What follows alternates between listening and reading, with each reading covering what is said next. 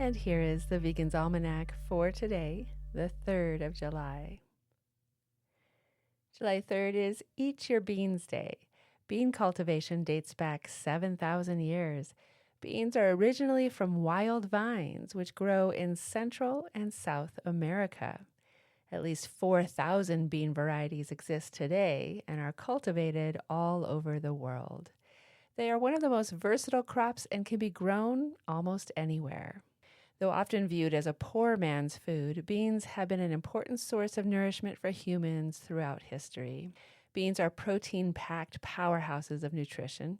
They are an amazing source of fiber, as well as folic acid, iron, potassium, and calcium.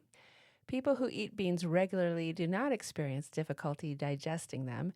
Regularly eating beans allows our digestive systems and the microbiome within them to acclimate to the fiber in the beans.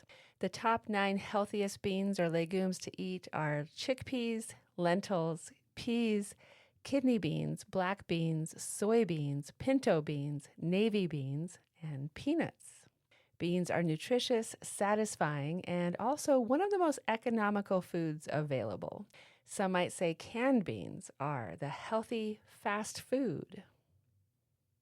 It's the birthday of Richard D. Ryder, born on this day in 1940. Richard Ryder is an English psychologist and animal rights advocate. In 1970, Ryder coined the term speciesism to describe the exclusion of non-human animals from the protections available to human beings. Ryder assisted in achieving the legislative animal protection reforms in the UK and EU between 1970 and 2020. He is the author of a number of books about animal research, animal rights, and morality in politics. It's also the birthday of Rod Coronado, born on this day in 1966. Rod Coronado is an indigenous American animal rights and environmental activist. As part of the Sea Shepherd Conservation Society, he sank 2 whaling ships and destroyed Iceland's only whale processing facility in 1986. He led the Animal Liberation Front's Operation Bite Back campaign against the fur industry and its supporting institutions, which was involved in multiple firebombings. Following an attack on a Michigan State University mink research center, Coronado was jailed for nearly 5 years. The 1992 Federal Animal Enterprise Protection Act was created in response to his actions. The operation continued with a focus on liberating animals rather than property destruction. He was jailed another 8 months in 2004 for sabotaging an Arizona mountain lion hunt and was targeted under an anti-terrorism law in 2006 for having spoken about details of his Michigan State incendiary device in a public setting.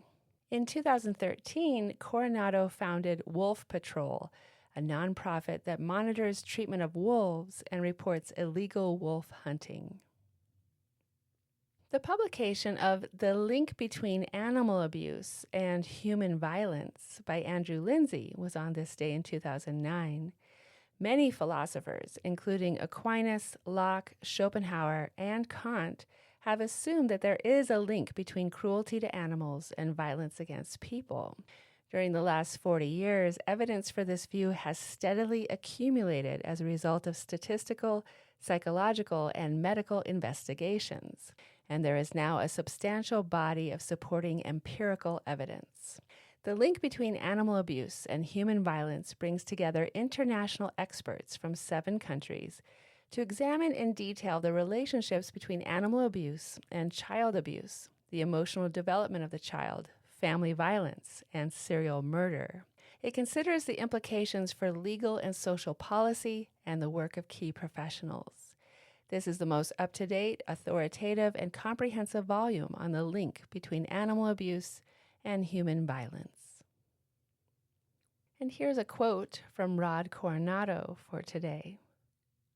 When I returned to the res and started hanging out with the elders, direct action, deep ecology, radical environmentalism, whatever you want to call it, were all part of the sacred knowledge handed down orally. Spirituality for me is a kind of roadmap one uses to successfully navigate through life. When who you are and what you are is about the earth, you learn that your own true power can only come from the earth. It is power that comes not out of fear, but through simply listening and learning the lessons of how to live harmoniously with the rhythms of nature. As an Indigenous person, I've had to relearn that fighting for the earth is a very old, sacred, and honorable duty. Words from Rod Coronado. This has been the Vegan's Almanac with a reminder that fighting for the earth is a very old, sacred, and honorable duty.